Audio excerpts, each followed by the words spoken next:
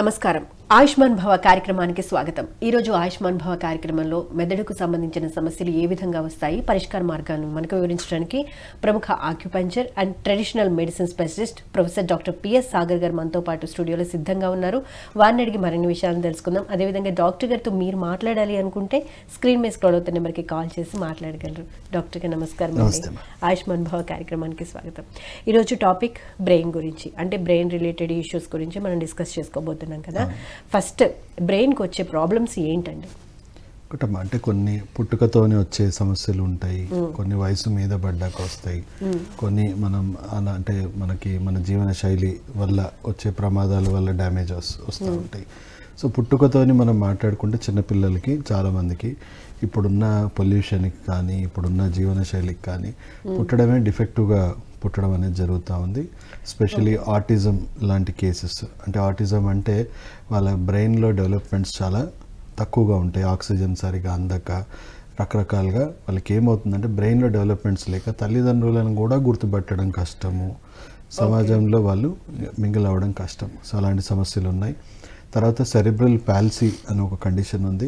దానివల్ల వాళ్ళకు ఏదో ఒక రకమైన శరీర వైకల్యం అనేది, అంటే మానసికంగా కరెక్ట్గానే ఉంటారు కానీ శరీరంలో ఏదో ఒక వైకల్యం రావడం అనేది, అంటే నడక కానీ లేకపోతే నెక్ హోల్డింగ్ కానీ రకరకాలుగా శారీరకంగా అంగవైకల్యం ఏదో ఒకటి రావడం అనేది జరుగుతూ ఉంటుంది. అలా ఇంకా చాలా ఉంటాయి చిన్నపిల్లల్లో మనకి. ఎస్పెషల్లీ మానసికంగా అయితే ఆటిజము, ADHD ఇవన్నీ కామన్. కానీ డాక్టర్ గారు, గర్భస్థ శిశువుగా తీసుకుంటే కనుక బ్రెయిన్ ఎదగలేదు అని అంటూ ఉంటారు కదా, అంటే ఎటువంటి కండిషన్లో అటువంటి ప్రాబ్లం వస్తుందండి? Genetic defects. ఇప్పుడు చాలా మంది చూసుకుంటే మనకి సేమ్ బ్లడ్ లైన్, అంటే సేమ్ రిలేషన్లో మేనరికాల వల్ల వచ్చే అవకాశాలు ఉన్నాయి. అండ్ అలాగే ఇప్పుడు కొంతమందికి జీవన శైలికి, అంటే స్మోకింగ్ కానీ ఆల్కహాల్ ఇలాంటివి లేదా జంక్ ఫుడ్స్ ఎక్కువగా తీసుకున్న వాళ్ళకి కూడా బర్త్ డిఫెక్ట్స్ వచ్చే అవకాశాలు ఎక్కువ ఉన్నాయి. సో చాలామంది మనం చూస్తూనే ఉన్నాం. ఇప్పుడున్న స్టడీస్ ప్రకారం స్మోకింగ్ ఎక్కువ చేస్తున్న లేడీస్ కానీ లేకపోతే వాళ్ళ చుట్టూ ఉన్న వాళ్ళు ఎక్కువ స్మోకింగ్ చేయడం వల్ల లేదా వీళ్ళు ఆల్కహాల్ ఉండడం వల్ల అలా కూడా బర్త్ డిఫెక్ట్స్ అనేవి రావడం చాలా సర్వసాధారణం. ఓకే, మరి మధ్య వయసు వాళ్ళకి ఎటువంటి సిచ్యువేషన్? మధ్య వయసులో అంటే ఇప్పుడు ఉన్న పని ఒత్తిడి, అంటే జీవన విధానాలు బాగా మారిపోయాయి. సో స్ట్రెస్ ఎక్కువైపోయింది, దానివల్ల యాంగ్జైటీ, ఇవన్నీ మానసిక సమస్యలు ఎక్కువగా వస్తూ ఉన్నాయి మనం. అలాగే శారీరకంగా కూడా చూసుకుంటే వాళ్ళకి స్ట్రోక్లు వస్తూ ఉన్నాయి. అంటే ఓవర్ స్ట్రెస్ వల్ల లేదా బ్లడ్ ప్రెషర్ వల్ల, వాళ్ళకు ఉన్న అడిక్షన్స్ అంటే ఆల్కహాల్, స్మోకింగ్, గుట్కా, డ్రగ్స్, వీటి వల్ల బ్రెయిన్ స్ట్రోకులు రావడము. అండ్ బాడీలో టూ మచ్ టాక్సిన్స్, బాగా ఇమ్యూనిటీ తగ్గిపోవడం వల్ల బ్రెయిన్ ట్యూమర్స్, బ్రెయిన్ క్యాన్సర్లు ఇవన్నీ కూడా వస్తూ ఉన్నాయి. మధ్య వయసులో కూడా చాలా వస్తున్నాయి. సో మానసిక సమస్యలు కూడా, స్ట్రెస్, యాంగ్జైటీ అయితే చాలా కామన్ అయిపోయింది. అండ్ దానితో పాటు ఇంకా విపరీతంగా మనం చూసుకుంటే ఇంకా higher level of mental health conditions కూడా మనం చూస్తూ ఉన్నాం. సిజోఫ్రీనియా లాంటివి, లేని ఊహించుకోవడము, ఇలాంటివి ఎన్నో అవుతూ ఉన్నాయి. సో మానసిక సమస్యలు కూడా వస్తూ ఉన్నాయి, అలాగే శారీరకంగా కూడా డ్యామేజెస్ అవుతూ ఉన్నాయి. ఓకే, మామూలుగా మనం టోటల్ బాడీని తీసుకుంటే కనుక టోటల్ బాడీని కంట్రోల్ చేసేది బ్రెయిన్. సో అటువంటప్పుడు తనకి ఆక్సిజన్ సరిగా అందకపోవడం, లేకపోతే బ్లడ్ క్లాట్ అవ్వడం ఎక్కువగా వింటూ ఉన్న పదాలు. ఎందుకు అటువంటి సిచ్యువేషన్ వస్తుంది? ఇప్పుడు మనం మధ్య వయసులో తీసుకున్నాం అనుకోండి, ఇప్పుడున్న అంటే ఇవేవి వైరస్, బ్యాక్టీరియా వల్ల వచ్చే సమస్యలు పెద్దగా ఏం లేవు బ్రెయిన్లో. అంటే రావచ్చు, బట్ చాలా రేర్ కండిషన్స్లో మనకి బ్రెయిన్కి ఇన్ఫెక్షన్స్ అయినాయి ఇవన్నీ అనేది చాలా rare conditions. But majority, more than 99% మనం చూసుకుంటే జీవనశైలి విధానాలే. అంటే మనకి ఇప్పుడు ఆల్కహాల్, స్మోకింగ్, గుట్కా, డ్రగ్స్ ఇవన్నీ కూడా బ్రెయిన్కి మత్తు పదార్థాలు. బ్రెయిన్, నర్వస్ సిస్టమ్ క్రమంగా ఒక్కొక్క స్టేజ్ డ్యామేజ్ చేసుకుంటూ పోతాయి. సో దానివల్ల వాళ్ళకి ఎక్కువగా స్ట్రోక్ లాంటి సిమ్టమ్స్, స్ట్రోక్ వల్ల బ్రెయిన్ రిలేటెడ్ డీజనరేషన్స్, డ్యామేజెస్ అనేవి ఎక్కువ వస్తూ ఉన్నాయి, మానసిక సమస్యలు ఎక్కువ వస్తూ ఉన్నాయి. సో అలాగే పని ఒత్తిడి వల్ల, ఈ అలవాట్లు లేవు అనుకున్న వాళ్ళకి స్ట్రెస్ ఎక్కువైపోయింది. సో స్ట్రెస్ వల్ల కూడా మనకు ఆల్కహాల్ ఇవన్నిటి వల్ల ఎలా బాడీ అసిడిక్గా మారి టాక్సిక్ ఇన్ఫ్లమేషన్స్ ఎలా డెవలప్ అవుతున్నాయో, స్ట్రెస్ వల్ల కూడా ఆల్మోస్ట్ 10,000 టైమ్స్ అసిడిక్, నిద్రలేమి సమస్య కానీ లేకపోతే అధిక మానసిక ఒత్తిడి కానీ, సో వీటి వల్ల కూడా మన బాడీ అసిడిక్గా మారి టాక్సిక్ ఇన్ఫ్లమేషన్స్ పెరిగి దానివల్ల కూడా మనకి డ్యామేజెస్ అనేవి అవుతూనే ఉన్నాయి. ఓకే, అంటే మనకి ఆక్సిజన్ లెవెల్స్ అందకపోవడం ఇట్లాంటివి సిచ్యువేషన్స్ ఏం లేదమ్మా, ఇప్పుడు due to toxic inflammation brain blood vessels అన్ని డిహైడ్రేట్ అయిపోవడము, రక్త ప్రసరణ వ్యవస్థ తగ్గిపోవడము, మనం బ్రెయిన్లో చాలామందికి చూస్తే సెరిబ్రల్ అట్రోపీ అనే కండిషన్స్ వస్తూ ఉన్నాయి. అంటే అట్రోపీస్ అంటే రక్తనాళాలు కుచించుకుపోతున్నాయి. సో దానివల్ల వాళ్ళకి రక్త ప్రసరణ అందక స్ట్రోక్స్ వస్తూ ఉన్నాయి. కొంతమందికి రక్త ప్రసరణ ఏమవుతుంది, బ్లడ్ ప్రెషర్ తట్టుకునే శక్తి సామర్థ్యాలు తగ్గిపోయి రప్చర్ అయిపోయి హిమరేజెస్ అయ్యి స్ట్రోక్స్ రావడం అనేది జరుగుతూ ఉన్నాయి. ఇంకా చాలా సమస్యలు ఉన్నాయి బ్రెయిన్కి రిలేటెడ్. మనం చూసుకుంటే ఈ స్ట్రెస్ రిలేటెడ్ ఎక్కువ ఉన్నాయి ఒక రకంగా చెప్పాలంటే మధ్య వయసులో ఉన్న వాళ్ళకి. మనం ఓకే, మరి వయసు అంటే పెద్ద వయసు వారికి అండి? పెద్ద వయసు ఇప్పుడు లాంగ్ టర్మ్ ఈ ఎక్స్పోజర్స్ వల్ల, ఏజింగ్ ప్రాసెస్ వల్ల, సో ఏజింగ్లో న్యాచురల్గా బలహీనపడుతూ ఉంటాయి అవయవాల పనితీరు. And long term exposure of toxic inflammations వల్ల వాళ్ళకి ఎక్కువ ఏమవుతుందంటే బ్రెయిన్ బ్లడ్ వెజల్స్ అన్నీ కూడా అట్రోపీస్ అయిపోయి వాళ్ళకి ఏమవుతుంది అథెరోసిల్రోసిస్ లాంటి కండిషన్, అంటే హార్డ్ అయిపోయి బ్రెయిన్ బ్లడ్ వెజల్స్ అన్నీ తీవ్రమైన మతిమరుపులు రావడము, మెమరీ లాస్ అవ్వడము, లేదా బ్రెయిన్ డిహైడ్రేట్ అయిపోయి దాని ఫ్లూయిడ్స్ అన్నీ తగ్గిపోయి పార్కిన్సనిజం అంటే మొత్తం శరీరంలో ఉన్న నరాలన్నీ వణుకుతూ ఉంటాయి. ఓకే, సో పార్కిన్సన్స్ డిసీజ్ రావడము. సో ఇలాంటివి ఎక్కువగా మనం ఏజ్ ప్రాసెస్లో చూసుకునేది ఏంటంటే మతిమరుపు, పార్కిన్సన్స్ అండ్ మైల్డ్గా స్ట్రోక్ కండిషన్స్ కూడా మనం చూస్తాం ఏజింగ్ ప్రాసెస్లో. ఓకే, ఇప్పుడు చాలా మందిలో మామూలుగా మధ్య వయసు వారు లేదంటే చదువుకునే పిల్లల విషయంలో అంటే టీనేజర్స్ విషయంలో కూడా ఎక్కువగా గుర్తు పెట్టుకోలేకపోవడం అనేది ఎక్కువగా వింటూ ఉన్నాం. ఎందుకు అలా జరుగుతుందంటారు? అదే ఇప్పుడు వాళ్ళకి కూడా ఏంటి నరిష్మెంట్ లోపం, అంటే కొంచెం న్యూట్రిషన్ సరిగా అందకపోవడము, యాంటీ ఆక్సిడెంట్ సరిగా తగ్గిపోవడము, అండ్ ఈ పనికి అంటే ఒత్తిడి ఎక్కువైపోవడం, వాళ్ళ ఏజ్కి మించిన దానికంటే వాళ్ళకి ఎక్కువగా మనం స్ట్రెయిన్ చేయడము. సో అందరూ ఒకటే లేదా అసలు గుర్తు పెట్టుకోవాలి అని అనుకోవట్లేదంటారా?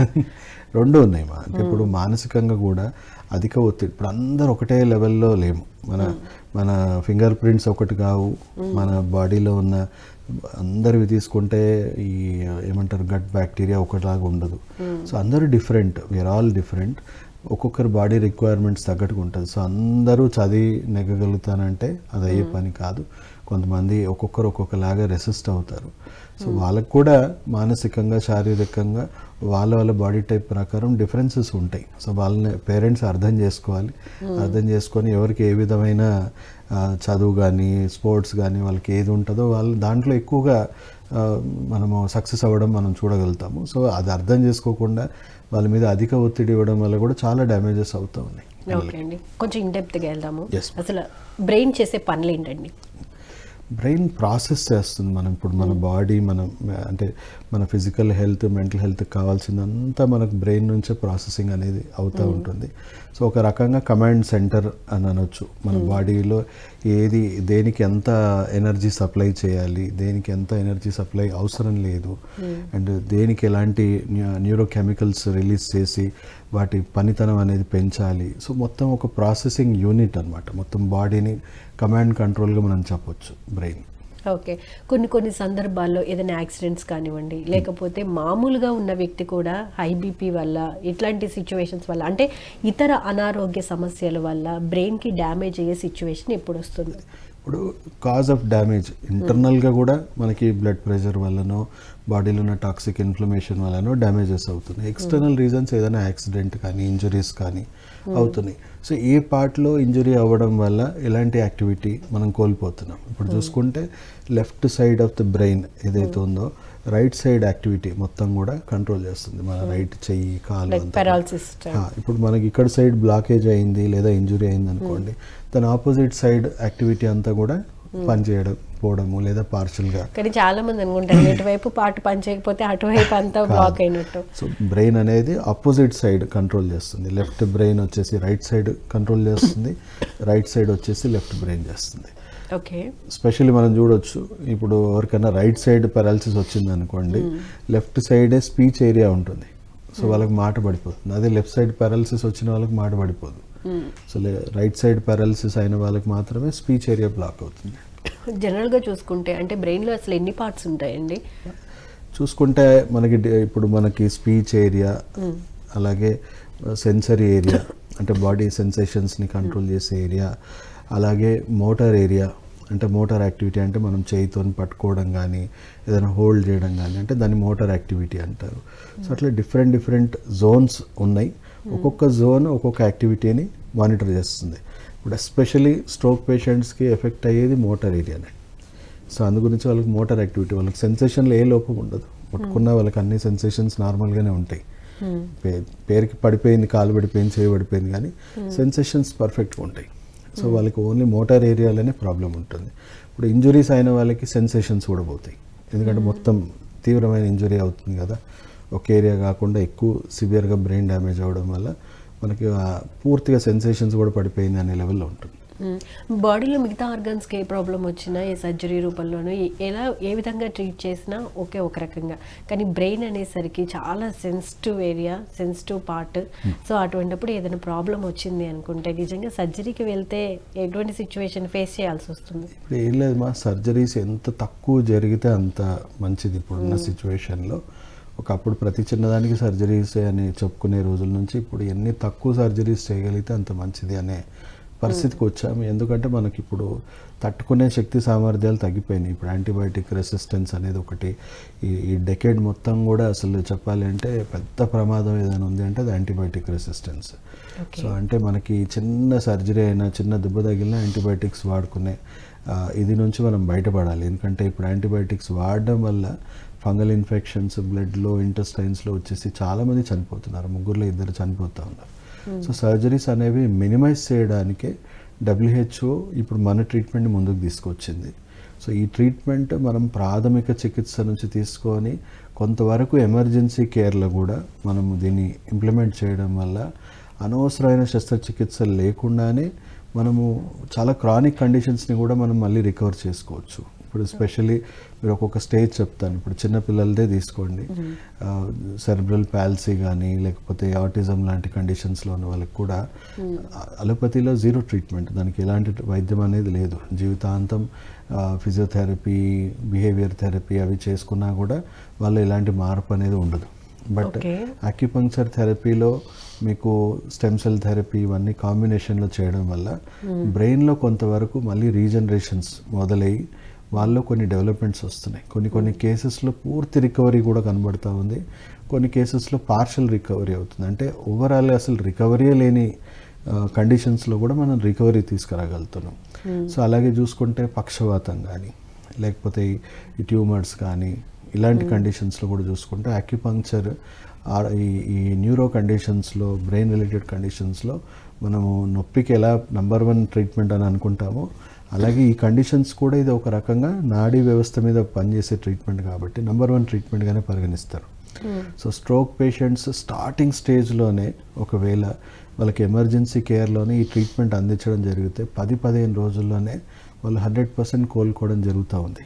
సో హై ఎండ్ ప్రోటోకాల్స్ ఇప్పుడు వేరే డెవలప్ కంట్రీస్ అన్నిట్లో కూడా ఎమర్జెన్సీ కేర్లో కూడా ఈ వైద్యం అనేది స్టార్ట్ చేసేసారు. అలాగే కొంచెం ముందు నుంచే మనం ఈ వైద్యాన్ని అడాప్ట్ చేసుకుంటే మన చిన్న ప్రాథమిక చికిత్సలకు ప్రాబ్లమ్స్కే మనం వాడుకుంటే అసలు పెద్ద సమస్య అనేది తయారే కాదు. మనకు స్ట్రోక్ లాంటి కండిషన్స్ కానీ, ట్యూమర్స్ కానీ ఇలాంటి కండిషన్స్ రానే రావు. సో ప్రాథమిక చికిత్సలోనే ఈ వైద్యాన్ని ఇంప్లిమెంట్ చేయాలని WHO ఆల్రెడీ 194 కంట్రీస్ని గవర్నమెంట్స్ని ఒప్పించుకుంది. మన గవర్నమెంట్ కూడా ఒప్పుకుంది. మనం ఆ దశలో ఉన్నాం. ఇంకొక 3 to 5 yearsలో అన్ని స్టేజెస్లో ప్రాథమిక చికిత్స కానీ, సెకండరీ రీహాబిలిటేషన్ సెంటర్స్లో కానీ లేకపోతే ఎమర్జెన్సీ కేర్లో కూడా మనం ఈ వైద్యాన్ని ఇంప్లిమెంట్ చేయగలిగితేనే ఈ యాంటీబయాటిక్ రెసిస్టెన్స్ అనే వచ్చే పెద్ద మహమ్మారిని మనం మినిమైజ్ చేయగలము. అండ్ అనవసరమైన సర్జరీలు, అనవసరమైన డ్రగ్స్కి దూరం ఉండగలం. సో మనం చూసుకుంటే ఈవెన్ పెద్దవాళ్ళకు కూడా ఇప్పుడు నా దగ్గర చిన్నపిల్లలు 2-3 సంవత్సరాల పిల్లల నుంచి మొదలుకొని 95 ఏజ్ వాళ్ళు కూడా నా దగ్గర ఉన్నారు పేషెంట్స్. సో ఈవెన్ పెద్దవాళ్ళకు కూడా వాళ్ళకి ఏముంటాయి, మల్టిపుల్ హెల్త్ కండిషన్స్. డాక్టర్ గారు, మీ దగ్గరకు వచ్చే పేషెంట్స్ ఎక్కువగా ఏ ప్రాబ్లంతో వస్తూ ఉంటారు? బ్రెయిన్కి రిలేటెడ్ అదే చెప్పాను కదమ్మా, ఏజ్ గ్రూప్ బట్టి చిన్నపిల్లల్లో కూడా చాలా రేర్గా స్ట్రోక్ పేషెంట్స్ వస్తున్నారు. ఓకే, ఎందుకంత చిన్న పిల్లలకి బ్రెయిన్ స్ట్రోక్ అంటే? ఇంజురీస్ ఎక్కువ, ఎస్పెషల్లీ హెడ్ ఇంజురీస్ మనం చూస్తూ ఉన్నాం. ఆడుకుంటూ పడిపోయి దెబ్బ తగిలించుకోవడం అలాంటివి వస్తూ ఉన్నాయి. ఎక్కువగా మాత్రం సెరిబ్రల్ పాల్సీ వల్ల ఏంటంటే వాళ్ళకి బ్రెయిన్లో సరిగా డెవలప్మెంట్స్ లేకపోవడం వల్ల వాళ్ళు డిలేడ్ మైల్ స్టోన్స్, అంటే వాళ్ళ ఏజ్ తగ్గట్టుగా వాళ్ళ బాడీలో డెవలప్మెంట్స్ లేవు. సో అవి బ్రహ్మాండంగా రిజల్ట్స్ వస్తూ ఉన్నాయి. చిన్నపిల్లలకి 2 years 3 years 5 years పిల్లలకి చేస్తూ ఉంటే బ్రెయిన్లో మళ్ళీ స్టిమ్యులేషన్స్ జరిగి వాళ్ళ యాక్టివిటీ ఏజ్ ప్రకారం, వేరే పిల్లల ఏజ్ ప్రకారం వీళ్ళు కూడా మ్యాచ్ అవ్వడము, మెల్లిమెల్లిగా నార్మల్ స్కూల్కి కూడా వాళ్ళని పంపించే లెవెల్కి వాళ్ళు డెవలప్మెంట్స్ వస్తూ ఉన్నాయి. ఆటిజం కొంచెం కాంప్లెక్స్ కేసెస్, బట్ మంచి ప్రోత్సాహకరమైన రిజల్ట్స్ అనేవి కనబడుతూ ఉన్నాయి. చాలామంది రికవర్ కూడా అయ్యారు, కొంతమంది పార్షల్ రికవరీ అనేది జరిగింది. ఇంకా మధ్య వయసులో మనం చూసుకుంటే specially brain related strokes, tumours, సిస్ట్లు ఇవన్నీ ఫామ్ అవుతూ ఉన్నాయి. స్ట్రోక్ అయితే ఒక రకంగా officially world wide acupuncture best ట్రీట్మెంట్గా పరిగణించవచ్చు. లేట్ స్టేజ్ ఎందుకు అంటే దీంట్లో బ్రహ్మాండమైన స్ట్రోక్ ప్రోటోకాల్స్, మొత్తం మీకు నాడీ వ్యవస్థ మీద పనిచేసే బెస్ట్ ట్రీట్మెంట్ ఇది. సో స్ట్రోక్ వచ్చిన వెంటనే బ్రెయిన్ సెల్స్కి, నరాలకి ఉండే సిగ్నల్స్ ఏవైతే ఉన్నాయో బ్లాకేజ్ క్రియేట్ అవుతుంది. సో డ్రగ్ థెరపీలో ఏం చేస్తారు, కొన్ని రకాల హెపారిన్ లాంటి డ్రగ్స్ ఇచ్చి, బ్లడ్ థిన్నర్స్ ఇచ్చి ప్రయత్నం చేస్తారు, బట్ 99% సక్సెస్ అవ్వవు. తర్వాత లైఫ్ లాంగ్ ఫిజియోథెరపీ చేయించుకోమని చెప్తారు. సో ఎంతవరకు వాళ్ళకి సిగ్నల్స్ ఉన్నాయో అంతవరకు రియలైజేషన్ వరకే హెల్ప్ అవుతుంది. కానీ సో ఆక్యుపంక్చర్ ట్రీట్మెంట్ గురించి తెలుసుకుందాం డాక్టర్ గారు. అసలు ముందుగా అంటే సిమ్టమ్స్ అనేవి ఎలా తెలుస్తాయి అంటారు? అంటే దేనికి, బ్రెయిన్ స్ట్రోక్ కి సంబంధించి. బ్రెయిన్ స్ట్రోక్ కి అంటే అర్లీగా ఎలా డిటెక్ట్ చేయాలి? అర్లీగా అంటే చాలా మందికి వార్నింగ్ స్ట్రోక్స్ వస్తాయి, మన నిద్రలోనే లైట్గా కాలు చెయ్యి ఫిట్స్ వచ్చినట్టు పడిపోవడము. సో అది చాలా మంది ఇగ్నోర్ చేస్తారు అది, ఎందుకంటే అది టెంపరీ. నిద్రలో కూడా వస్తాయి చాలా మందికి, ఎక్కువ శాతము. సో వచ్చి వాళ్ళకి ఏదో ఫిట్స్ వచ్చిందో ఏదో వచ్చిందని చాలా లైట్ తీసేసుకుంటారు, ఎందుకంటే అది రికవర్ అయిపోతుంది, ఏం చేసినా చేయకపోయినా రికవర్ అయిపోతుంది. సో రికవర్ అయ్యాక అప్పుడే కరెక్ట్గా మన ట్రీట్మెంట్ గిట్ట స్టార్ట్ చేస్తే వాళ్ళకి అసలు స్ట్రోక్ రాకుండా ఉండేది. సో అయినా కూడా ఎనీవేస్ స్ట్రోక్ వచ్చిన వెంటనే మనం డెఫినెట్లీ ఎమర్జెన్సీ కేర్ అవసరం, ఎందుకంటే అది లోపల ఇంటర్నల్గా ఎంత బ్లీడింగ్ అవుతుందా, ఏమవుతుందా, ఎమర్జెన్సీ కండిషన్స్ ఏమైనా ఉన్నాయో చూసుకోవాలి. సో అంటే వేరే కంట్రీస్లో అయితే మనకి అక్కడే ఈ ట్రీట్మెంట్ ఎమర్జెన్సీ కేర్లోనే ఇస్తున్నారు. బట్ ఇప్పుడున్న కండిషన్లో ఎమర్జెన్సీ కేర్లో ఇంకా స్టార్ట్ అవ్వలేదు కాబట్టి, ఇంటిగ్రేషన్ ఇంకా టైం పడుతుంది కాబట్టి అట్లీస్ట్ 10-15 days తర్వాత ఇంటికి పంపించేసి ఫిజియోథెరపీ చేయించుకోండి అని పంపిస్తారు.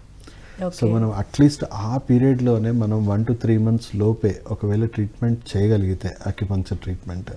సో అక్యుపంక్చర్ ఏం చేస్తాం, ఇప్పుడు ఇది కాలు చేయి పడిపోయింది, సో ఇక్కడ అన్ని ఇంపార్టెంట్ నర్వ్ జంక్షన్స్ ఏవైతే ఉంటాయో దాంట్లో వెంట్రుక వందం సూది కూర్చున్నట్టు కూడా తెలియదు, నార్మల్ వాళ్ళకి కూడా తెలియదు, వీళ్ళకి తెలియదు, గుచ్చి దాని ద్వారా ఎలక్ట్రోమాగ్నెటిక్ స్టిమ్యులేషన్స్ అనేవి బ్రెయిన్కి ఒక స్ట్రాంగ్ సిగ్నల్ వేవ్స్ పోతాయి.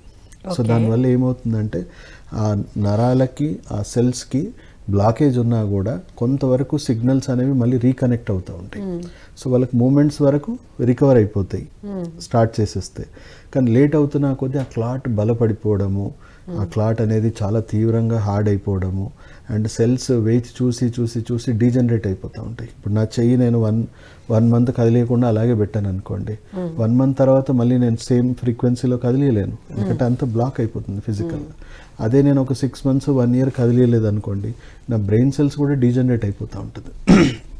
సో స్ట్రోక్ పేషెంట్కి కూడా పార్షల్గా సిగ్నల్స్ అనేవి బ్లాక్ అయింది, దాన్ని విత్ ఇన్ టైం మనం దాని కనెక్షన్స్ రిస్టోర్ చేయగలిగితే మనం వాటిని మళ్ళీ ఆల్మోస్ట్ 90 to 100% రిస్టోరేషన్ చేయొచ్చు. అంటే అక్యుపంక్చర్ సకాలంలో మనం 1 to 3 monthsలో ఇవ్వగలిగితే 90 to 100% పేషెంట్ మూమెంట్స్ అన్ని రిస్టోర్ చేయగలం. అదే లేట్ అవుతున్న కొద్దీ మనకు కొంత పర్సెంటేజ్ ఏదైతే ఉందో సెల్స్ డీజనరేట్ అవ్వడం స్టార్ట్ అవుతాయి. సో డీజనరేట్ అయినవి అంటే పడుకున్నవాడిని లేపొచ్చు కానీ చనిపోయినవాడిని లేపలేము అన్నట్టు, డీజనరేట్ అయిపోయిన వాటిని మళ్ళీ మనం రిస్టోర్ అంటే మళ్ళీ రీజనరేట్ అవుతాయి కానీ అవి స్ట్రోక్ పేషెంట్స్ని రికవర్ చేయలేము. సో వాళ్ళని మళ్ళీ రీజనరేటివ్ ట్రీట్మెంట్ మీద పెట్టాలి అంటే బ్రెయిన్ సెల్స్ అన్నిటికంటే స్లోయెస్ట్ రీజనరేషన్ సైకిల్. సో ఒక రకంగా చెప్పాలంటే 1.5-2 years యాక్టివేట్ లోకి తీసుకురావడానికి ఎంత టైం పడుతుంది తెలుసుకుందామండి. కాలర్ లైన్ లో ఉన్నారు. హలో హలో మేడం, నమస్తే అండి, మీ పేరు ఎక్కడి నుంచి మాట్లాడుతున్నారు? నేను ఇక్కడ ప్రకాశం జిల్లా గిద్దలూరు పద్మ అండి. ఓకే పద్మ గారు, ప్రాబ్లం ఏంటో డాక్టర్ గారికి చెప్పండి. నమస్తే అమ్మా, చెప్పండి అమ్మా. అది బ్రెయిన్ స్ట్రోక్ వచ్చింది సార్ నాకు. ఓకే, ఎప్పుడు వచ్చిందమ్మా? 1.5 year అయింది సార్. 1.5 year అయింది. ఓకే, ఇప్పుడు ఎట్లా ఉంది? మా రైట్ సైడ్ వచ్చిందా లెఫ్ట్ సైడ్ వచ్చిందా? Left side sir. Left side వచ్చిందా? ఓకే. ఇప్పుడు ఎట్లా ఉందమ్మా, మూమెంట్స్ ఎట్లా ఉన్నాయి? ఇప్పుడు కొంచెం నడుస్తా కానీ సార్, నడుస్తా, నోరు బాగుంది, మళ్ళీ బాగుంది, కానీ కొద్దిగా చెయ్యి ప్రాబ్లం ఉంది సార్. ఓకే ఓకే ఓకే మా ఏం లేదమ్మా, ఇప్పుడు అంటే 1.5 year అయిపోయింది కాబట్టి అవి ఇప్పుడు మనం ట్రీట్మెంట్ ఇచ్చినంత మాత్రాన తొందరగా రిస్టోర్ అవ్వవు. సో బ్రెయిన్లో పాడైపోయిన చెడిపోయిన కణాలు ఏవైతే ఉన్నాయో వాటికి మళ్ళీ రీజనరేట్ అవ్వడానికి మన దగ్గర ట్రీట్మెంట్ ఉంది. అవి రీజనరేట్ అవుతున్నాక ఆ ప్రాసెస్లో మనం మళ్ళీ నరాలకు స్టిమ్యులేషన్స్ ఇవ్వడం వల్ల మళ్ళీ అవి రికవర్ అయ్యే అవకాశం ఉంటుందమ్మా. సో మీరు యూట్యూబ్లో డాక్టర్ పిఎస్ సాగర్ పెరాలసిస్ అని కొట్టండి. బోల్డ్ అని పేషెంట్స్ లేట్ స్టేజ్ కేసెస్ అంటే 1 year, 5 years, 10 years దాటిపోయిన వాళ్ళు కూడా కొంత టైం పట్టింది, బట్ వాళ్ళు రికవర్ అయ్యి మళ్ళీ నార్మల్ స్టేజ్కి వచ్చారు. సో బోల్డ్ అంతమంది రికవర్ అయ్యారు. సో మీరు కూడా ఒకసారి రిపోర్ట్స్ అన్నీ తీసుకొస్తే డెఫినెట్గా చాలా మటుకు రికవర్ అవుతారమ్మా. ఓకే అండి. స్లో అయిన సెల్స్ని యాక్టివేట్ చేయడానికి ఎంత టైం పడుతుందండి? జనరల్గా ఆ ప్రాసెస్ జరగడానికి ఎంత టైం పడుతుంది? ఇప్పుడు ఇన్యాక్టివ్ ఉన్న సెల్స్ అంటే జస్ట్ బ్లాకేజ్ క్రియేట్ అయ్యి ఇన్యాక్టివ్ ఉన్న సెల్స్కి 1 to 3 monthsలో మనకి బెస్ట్ రిజల్ట్స్ వచ్చేస్తున్నాయి. బట్ డీజనరేట్ అయిపోయిన సెల్స్ మాత్రం బ్రెయిన్ అన్నిటికంటే స్లోయెస్ట్ రీజనరేషన్ ఉన్నందువలన మనం ఒక 1 year, 1.5 year టైం పడుతుంది. బట్ స్లోగా వాళ్ళకి కూడా క్రమంగా చిన్న చిన్న మూమెంట్స్ కనబడము, ఇంప్రూవ్మెంట్స్ అవ్వడం అనేది జరుగుతూ ఉంటుంది. మధ్య మధ్యలో నరాల్లో ఈ ఎలక్ట్రోమాగ్నెటిక్ స్టిమ్యులేషన్స్ ఇచ్చుకుంటూ ప్రాసెస్ అనేది పెంచుతూ ఉంటాం. బట్ వాళ్ళకి కూడా వచ్చే అవకాశాలు ఉన్నాయి డెఫినెట్లీ. ఓకే, అంటే ఇప్పుడు ట్రెడిషనల్ మెడిసిన్లో ఏమి ఇస్తారు దీనికి సంబంధించి, బ్రెయిన్కి సంబంధించి? ఇప్పుడు బ్రెయిన్కి సంబంధించింది ఏంటంటే బ్రెయిన్ డైరెక్ట్గా డ్యామేజ్ అవ్వలేదు.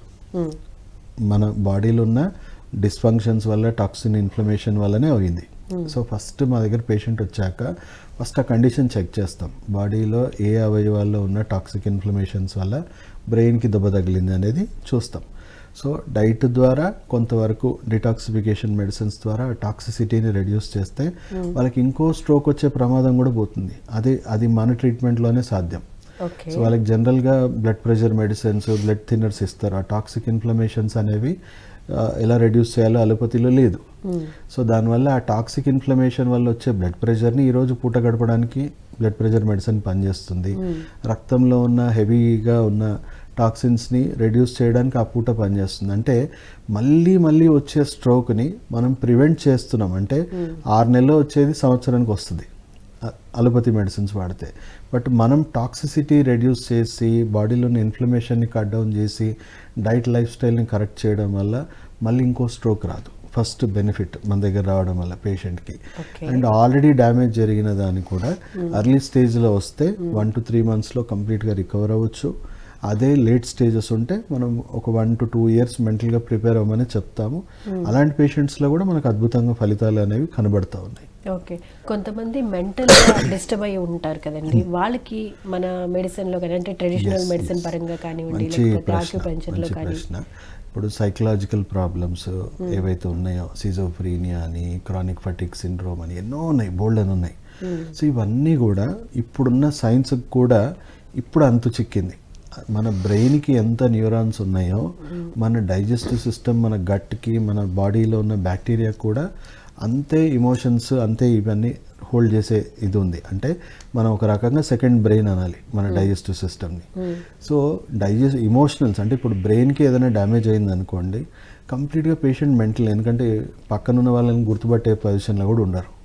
సో దాన్ని మనం వేరే కండిషన్ అనుకోవాలి. బట్ సైకలాజికల్ కండిషన్స్ అన్నీ కూడా బ్రెయిన్కి సంబంధించినవి కావు. 90% మీ బాడీకి సంబంధించిన ఇష్యూసే. స్పెషల్లీ ఇప్పుడు శారీరకంగా వచ్చే సమస్యలు కొన్ని ఉంటాయి, మానసికంగా వచ్చే కొన్ని సమస్యలు ఉంటాయా? ఓకే, ఇప్పుడు శరీరంలో ఉన్న అవయవాల పనితీరులో ఉన్న లోపాల వల్ల మనకు కొన్ని ఇమోషన్స్ కంట్రోల్లో ఉండవు, మన కంట్రోల్ తప్పుతాయి. అన్ని ఇమోషన్స్ ఉన్నాయి, మనకి కోపం ఉంది, ఆవేశం ఉంది, అన్నీ ఉన్నాయి. కానీ లిమిట్ దాటిపోతున్నా లేదా ఆ ఇమోషన్ సరిగ్గా పనిచేయకపోవడం వల్లనే మనం మానసిక సమస్యలు అంటున్నాం. ఇప్పుడు అసలు కోపమే రాదు, ఏమీ మాట్లాడడు అన్నా కూడా అది మానసిక సమస్య. ఓవర్గా మాట్లాడినా, కోపం పడుతున్నా ఇదే, ఎక్కువ ఫియర్ వచ్చినా మంచిది కాదు, యాంగ్జైటీ లెవెల్స్ వచ్చినా మంచిది కాదు. అంటే ఏది ఎక్కువైనా తక్కువైనా మంచిది కాదు. సో ఈ ఇమోషన్స్ని హోల్డ్ చేసే, బ్యాలెన్స్ చేసే, కంట్రోల్ చేసేది మన ఆర్గన్స్, మన డైజెస్టివ్ సిస్టంలో ఉండే బ్యాక్టీరియా. అది ఇప్పుడున్న ఆధునిక సైన్స్కి ఇప్పుడు అర్థమైంది. బట్ ట్రెడిషనల్ మెడిసిన్లో ఇది ఎప్పటి నుంచో ఉన్న ట్రీట్మెంట్ ఇది. సో మన దగ్గర మానసిక సమస్యలతో ఇబ్బంది పడుతున్న పేషెంట్స్ కూడా పెద్ద పెద్ద సైకాట్రిస్టులు మనకు రెఫర్ చేయడం జరుగుతుంది. ఓకే. సో 20 ఇప్పుడు ఎగ్జాంపుల్ ఒక రీసెంట్ కేస్ స్టడీ చెప్తాను మీకు. 25 years నుంచి ఆ పేషెంట్ మత్తు పదార్థాలు వాడుకుంటూనే డాక్టర్ ప్రిస్క్రైబ్ చేసిన మెడిసిన్, వాళ్ళ దగ్గర ఉన్న ట్రీట్మెంట్ ఏంటంటే రకరకాల సెడేటివ్స్ తప్ప ఏం లేదు. బ్రెయిన్ని ఫంక్షన్ చేయకుండా, ఆలోచించకుండా మొద్దుబారు చేసి మత్తులో ఉంచడమే, అంటే సిమ్టమ్స్ని కవర్ చేయాలి, అంతేగాని ప్రాబ్లం ఏంటో తెలియదు. సో అలోపతి గురించి అందరూ తెలుసు, సిమ్టమ్స్ని మాత్రమే మేనేజ్ చేయాలి. సో ఆ పేషెంట్ పాపం 25 years నుంచి రిలీజియస్గా డాక్టర్ చెప్పినట్టు మెడిసిన్స్ వేసుకొని ఆ మెడిసిన్ సైడ్ ఎఫెక్ట్స్కి, ఆ డిప్రెషన్ నుంచి క్రానిక్ ఫటిక్ సిండ్రోమ్, ఎందుకంటే నరాలు మొత్తం దెబ్బతిని బాడీలో అసలు పనే చేయకుండా పొద్దున్నే సాయంత్రం దాకా పడుకోవడం తప్ప ఇంకో పని లేకుండా మొద్దుబారిపోయాడు. సో ఇంకా ఆయన అసలు మార్నింగ్ సన్లైట్ నేను చూడలేని పరిస్థితి, సాయంత్రానికి ఏదో లేస్తాను తాబేల్లాగా అటు ఇటు తిరుగుతాను, తింటాను, మళ్ళీ పడుకుంటాను సార్, ఇదే అయిపోయింది ఆ పరిస్థితి. సో డాక్టర్ రెఫర్ చేస్తారు. సో ఆయనకి 6 months కంప్లీట్గా బాడీని డిటాక్సిఫై చేసి ఆ టాక్సిసిటీ అంతా తగ్గించి బాడీలో అవయవాల పనితీరులో ఉన్న డిఫెక్ట్స్ అన్ని కరెక్ట్ చేస్తూ 6 monthsలో 70 to 80% రికవర్ అయ్యాడు. సో ఆల్మోస్ట్ ఒక 80% మెడిసిన్స్ కూడా తగ్గించారు. తర్వాత నేను చెప్పాను, నా పని అయిపోయింది, కేవలం మీ ఆహారం, మీ జీవనశైలి మీద మీరు 6 నెలలు కష్టపడండి, ఆ 30% మెడికేషన్ కూడా మీరు ఆపేస్తారు. సో ఆయన మార్నింగ్ లేచి వాకింగ్ చేయడం, యోగా చేయడము, జీవనశైలిని కరెక్ట్ చేసుకోవడం వల్ల ఆ 30% మెడికేషన్ నుంచి కూడా బయటకు వచ్చేస్తాడు. సో మనకు గుర్తుపెట్టుకోవాల్సింది ఏంటంటే ఆరోగ్యం తగ్గితే అనారోగ్యం వస్తుంది, కానీ అనారోగ్యం వల్ల అనారోగ్యం రాదు. సో ఆరోగ్యాన్ని మనం సరి చేస్తే ఇంకో అనారోగ్యం రాదు, ఉన్న అనారోగ్యాన్ని కూడా మనం మూలాల నుంచి నయం చేసుకోవచ్చు. సో మా వైద్యం మెయిన్గా ఫోకస్ చేసేది ఆరోగ్యం మీద, అంటే రోగం మూలాల మీద. సో దానివల్ల కొత్త సమస్య రాదు, ఉన్న సమస్య కూడా మూలాల నుంచి నయం చేసుకోవచ్చు. సో ఇది రెండింటికి అప్లికబుల్. మెంటల్ హెల్త్ అనేది వేరే గ్రహం సంబంధించింది ఏం కాదు, మన శరీరానికి సంబంధించింది. సో మా దాంట్లో లెఫ్ట్ హ్యాండ్కో డాక్టర్, రైట్ హ్యాండ్కో డాక్టర్ అంటూ ఉండడు, మొత్తం శరీరానికి ఒక్క డాక్టరే ఉంటాడు. మీ మానసికంగా, మీ శారీరకంగా ఏ సమస్య ఉన్నా మేము దాని మూలాల నుంచి నయం చేయడమే పని. అర్థమైంది కదమ్మా?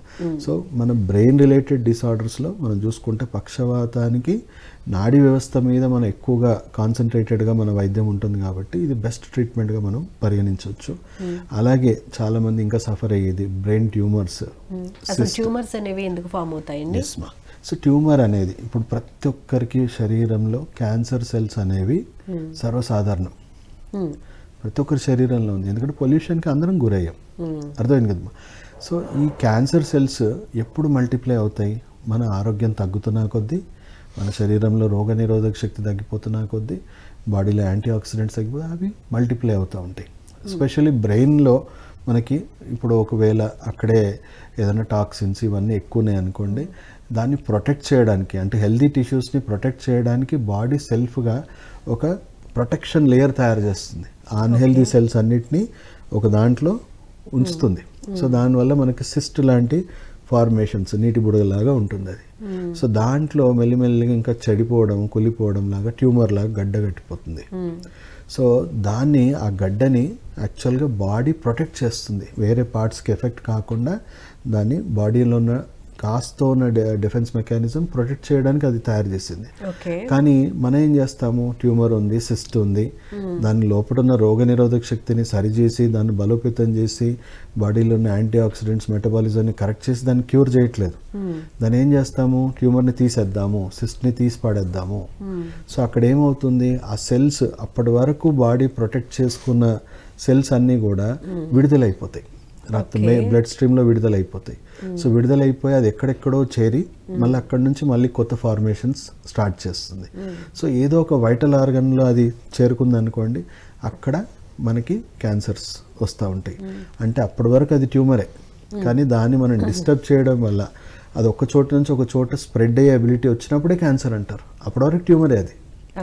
సో దాన్ని సర్జికల్గా డీల్ చేసినా, లేదా దానికి రేడియేషన్, కీమోథెరపీ మళ్ళీ ఇమీడియట్గా ఇవ్వాలి, రేడియేషన్ కీమోథెరపీ ఇవ్వాలి అంటారు.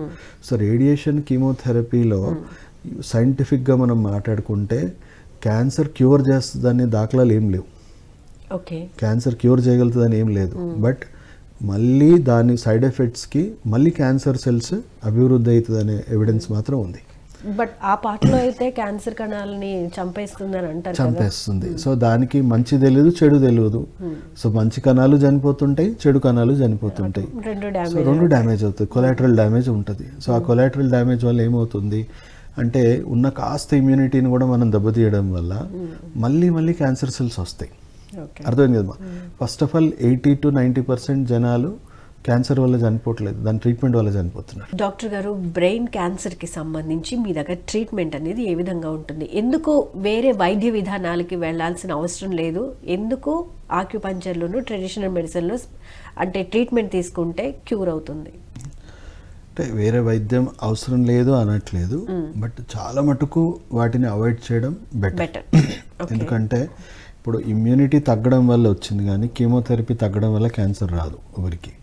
సో కీమోథెరపీ, రేడియేషన్ ఇవన్నీ హార్మ్ఫుల్ ట్రీట్మెంట్స్. సో ఎమర్జెన్సీలో విషంతోనైనా ప్రాణాన్ని కాపాడాల్సిన సిచ్యువేషన్ వచ్చినప్పుడు విష ప్రయోగం చేయాల్సిందే, తప్పదు.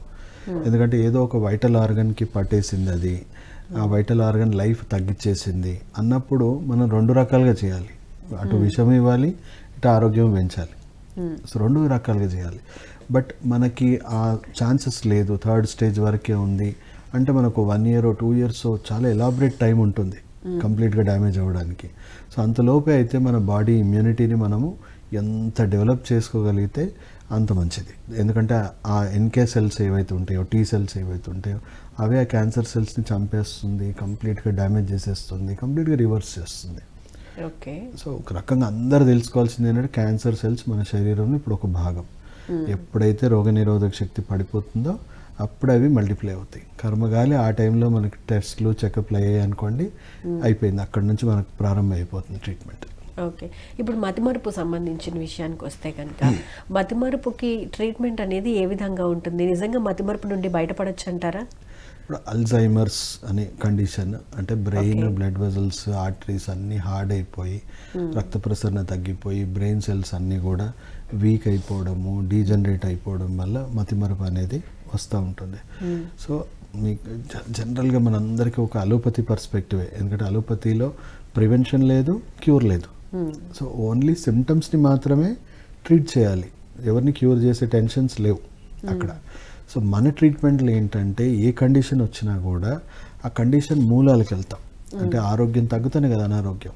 సో బాడీలో ఎన్నో రకాలుగా ఎన్నో సంవత్సరాల నుంచి ఇన్ఫ్లమేషన్స్ వల్ల మనకి బ్రెయిన్ డీహైడ్రేట్ అయిపోయి, డీజనరేట్ అయిపోయి, బ్రెయిన్ సెల్స్ అంతా కూడా ఇన్యాక్టివ్ అయిపోయి మనకి అల్జైమర్స్ వచ్చింది అనుకుందాం. సో దానికి చేయాల్సింది ఏంటి? దాన్ని ఆపోజిట్ చేయాలి. మళ్ళీ బాడీలో ఇన్ఫ్లమేషన్స్ని మనం కంట్రోల్ చేయాలి. బ్రెయిన్ సెల్స్ని రీజనరేట్ అవ్వడానికి స్టెమ్ సెల్ థెరపీ కానీ ఎన్నో రీజనరేటివ్ ట్రీట్మెంట్స్ ఉన్నాయి. వాటిని మనం చేస్తూ ఉంటే మళ్ళీ మెల్లిమెల్లిగా కోలుకుంటాం. సో దాన్ని ఎగ్జాక్ట్లీ దాన్ని రివర్స్ చేయాలి కండిషన్ని. ఓకే. సో కాకపోతే కంపేర్ టు వేరే కండిషన్స్ అంటే ఇప్పుడు ఆర్థో, న్యూరో కండిషన్స్, వేరే కండిషన్స్ అన్నీ కూడా మనం ఒక 6 months 8 monthsలో క్రానిక్ కేసెస్ని కూడా మనం రిజాల్వ్ చేయొచ్చు. కానీ బ్రెయిన్ అంత ఈజీ కాదు. బ్రెయిన్లో ఏ డ్యామేజ్ రిస్టోర్ చేయాలన్నా కూడా 1.5 year 2 years పడుతుంది.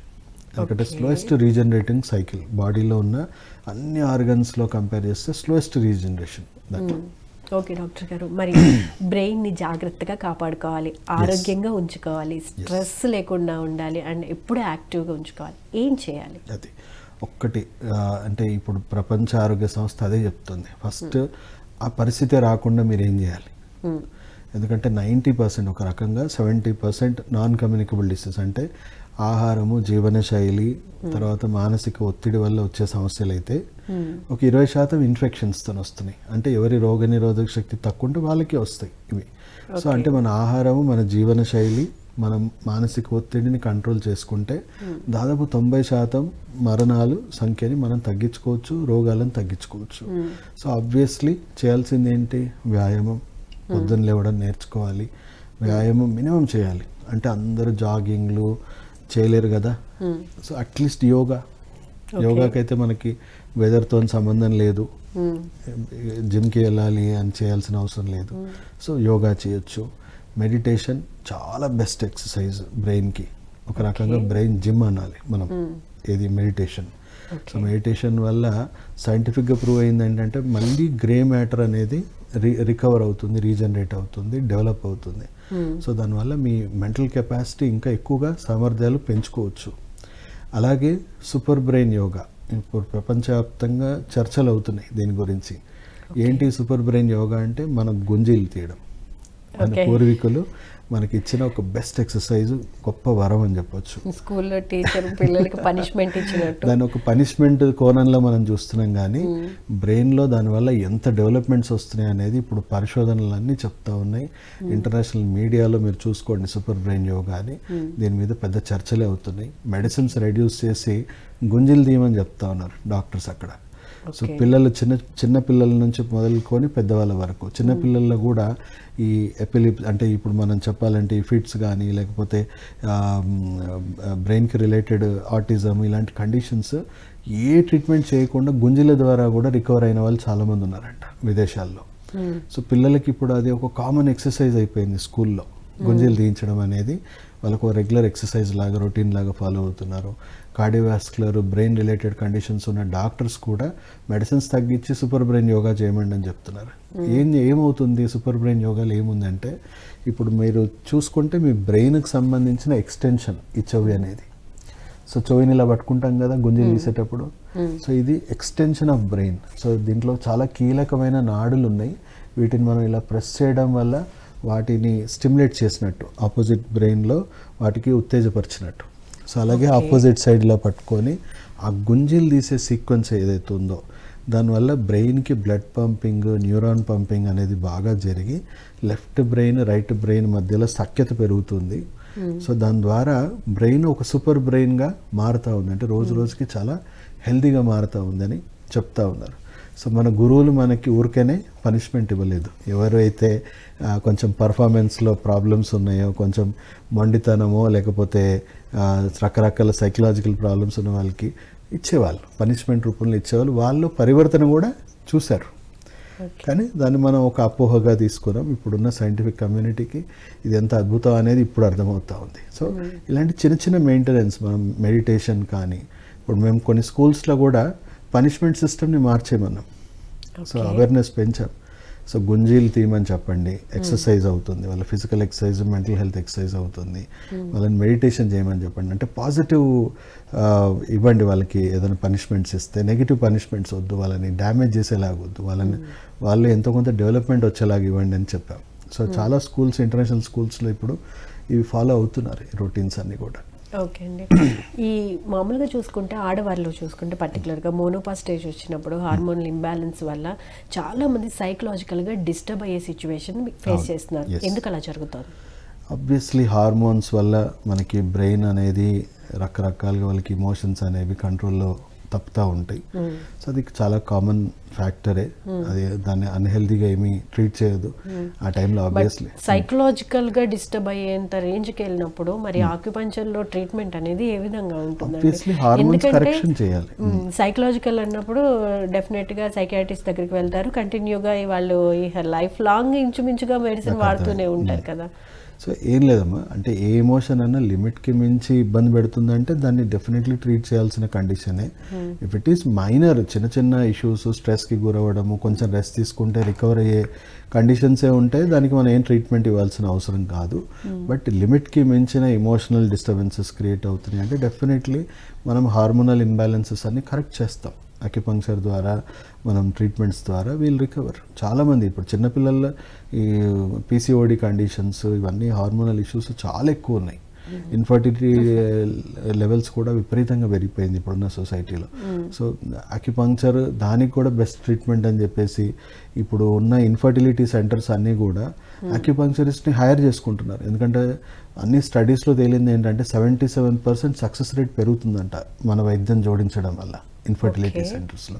సో ఆబ్వియస్లీ నాకు రెఫర్ చేసే సెంటర్స్ కూడా ఇప్పుడు నా స్టూడెంట్స్ని వాళ్ళు హైర్ చేసుకుంటున్నారు. Okay, great. ఓకే, జనరల్గా చూస్తే డాక్టర్ గారు ఇప్పుడు బ్రెయిన్కి సంబంధించి కొన్ని రకాల సిమ్టమ్స్ అనేవి తెలుస్తూ ఉంటాయి. అంటే కళ్ళు తిరిగినట్టు ఉండటం కానివ్వండి, లేకపోతే ఎక్కువ నీరసం రావటం కానివ్వండి, లేకపోతే చదివింది కానీ చెప్పేది కానీ మర్చిపోవటం కానీ, కొన్ని రకాల నెంబర్స్ని మర్చిపోవటం కానీ జరుగుతూ ఉంటాయి కదా. వీటన్నింటికి నిద్రలేమి ప్రధాన కారణం అంటారా? అంటే బ్రెయిన్కి తగినంత విశ్రాంతి ఇవ్వట్లేదు అని అంటారా? ఆబ్వియస్లీ అదొక పెద్ద రీజన్ మనం చెప్పాలి అంటే. ఎందుకంటే మినిమం 8 hours స్లీప్ అనేది ఒక నెసెసిటీ. అండ్ టైమింగ్స్ కూడా చాలా ఇంపార్టెంట్. ఎందుకంటే మనం 8 hours స్లీప్ అంటే డే టైంలో 8 hours పడుకోవడం కాదు, నైట్ టైంలో పడుకోవాలి. ఎందుకంటే ఆ సెరటోనిన్, మెలటోనిన్ ఇవన్నీ ఏవైతే మన బాడీలో రిలీజ్ అవ్వాల్సిన హార్మోన్స్ ఉన్నాయో అది మనం పొద్దున లేస్తేనే కరెక్ట్గా టైం టు టైం రిలీజ్ అయ్యేది. లేకపోతే ఇంబ్యాలెన్స్, హార్మోనల్ ఇంబ్యాలెన్సెస్ ఉంటాయి. స్పెషలీ 10-11కి లేట్గా పడుకునే వాళ్ళకి థైరాయిడ్ అనేది చాలా కామన్ ఇష్యూ. అండ్ ఇంకా ఎక్కువ మాట్లాడితే వాళ్ళకి డయాబెటీస్ కూడా వచ్చే అవకాశాలు ఎక్కువగా ఉంటాయి. లేట్గా పడుకుంటే మెటబాలిజంలో కూడా ఇష్యూస్ వస్తూ ఉంటాయి. సో టైమింగ్స్ కూడా చాలా ఇంపార్టెంట్. ఏ టైంకి పడుకుంటే మంచిది అని అంటే ఫస్ట్ తినడం టైంకి తినాలి. Morning 7 to 9 breakfast, 12 to 1 lunch, 6:30 to 7:30 dinner. దీన్ని సెరికార్డియన్ క్లాక్ అంటారు. అంటే మన బాడీ ఆర్గన్స్ క్లాక్ ప్రకారం మన జీవన విధానం ఉండాలి. సో మన పూర్వీకులు మనకు ఒక టైం టేబుల్ ఇచ్చారు, అది ఇప్పుడు 100% మ్యాచ్ అవుతుంది. అమెరికా సంబంధించిన 4 శాస్త్రవేత్తలు దాని మీద సెరికార్డియన్ క్లాక్ మీద వాళ్ళు పరిశోధనలు చేయడం జరిగింది. సో ఈ సెరికార్డియన్ క్లాక్ కాకుండా మనకు నచ్చినట్టు మనం జీవిస్తే క్యాన్సర్ వరకు కూడా దారి తీస్తున్నాయి, అంత జీవన శైలి వ్యాధులు మనకు వస్తున్నాయి అని చెప్పేసి వాళ్ళు ప్రూవ్ చేసినందుకు ఆ 4కి నోబెల్ ప్రైజ్లు కూడా వచ్చాయి. సో డెఫినెట్లీ సెరికార్డియన్ క్లాక్ అనేది మనం అందరం పాటించాలి. అంటే మనం పుట్టినప్పటి నుంచి చనిపోయేదాకా దాని పని అది చేసుకుంటూ వెళ్తుంది. మీరు టైంకి పడుకుంటున్నారా లేదా అనేది. సో దాన్ని మీరు డిస్టర్బ్ చేస్తే ఏమవుతుంది, మీ ఆరోగ్య ఆయుషే తగ్గిపోతూ ఉంటుంది, మీకు అనారోగ్యాలు ఇస్తూ ఉంటుంది. సో ఆబ్వియస్లీ టైంకి తినాలి. అంటే ఇప్పుడు 12 to 1 లంచ్, 6:30 to 7:30 డిన్నర్ చేయాలి, 9-9:30 పడుకోవాలి, 10 o'clock లోపు డీప్ స్లీప్లో ఉండాలి. అప్పుడే అన్ని సిస్టమ్స్ కరెక్ట్గా ఫంక్షనింగ్ అవుతాయి, కరెక్ట్గా హార్మోన్స్ రిలీజ్ అవుతాయి. అండ్ పొద్దున కరెక్ట్గా టైంకి మనం 5కో 6కో అట్లీస్ట్ 4 o'clock లేస్తే ఇంకా మంచిది అంటాము. కానీ అట్లీస్ట్ ఇప్పుడున్న పని ఒత్తిడికి ఇంకో గంట ఎక్కువ పడుకోండి. 5కో 6కో లేసి at least basic physical activity. So physical activity లేకపోయినా అట్లీస్ట్ యోగా, బేసిక్ యోగా, మరి బాబా రామ్దేవ్ చేసేంత యోగా అవసరం లేదు మనకి, అథ్లెటిక్ యోగా ఏం అవసరం లేదు. బేసిక్ యోగా మీ జీవన శైలిని బట్టి చేసుకుంటే చాలు. అందరూ అథ్లీట్స్ అవ్వాల్సిన అవసరం లేదు. Right, thank you so much అండి. బ్రెయిన్కి వచ్చే ప్రాబ్లమ్స్ అనేవి ఏ విధంగా ఉంటాయి అండ్ అసలు రాకుండా ఎటువంటి జాగ్రత్తలు తీసుకోవాలి, వచ్చినప్పుడు ఆక్యుపెంచర్లో ట్రెడిషనల్ మెడిసిన్ పరంగా ట్రీట్మెంట్ అనేది ఏ విధంగా ఉంటుంది ఎక్స్ప్లెయిన్ చేసినందుకు ధన్యవాదాలు. చూసారు కదండి, ఇది ఇవాళ ఆయుష్మాన్ భవ కార్యక్రమ విశేషాలు. రేపటి ఎపిసోడ్లో మళ్ళీ కలుసుకుందాం. అంతవరకు చూస్తూనే ఉండండి PMC. నమస్తే.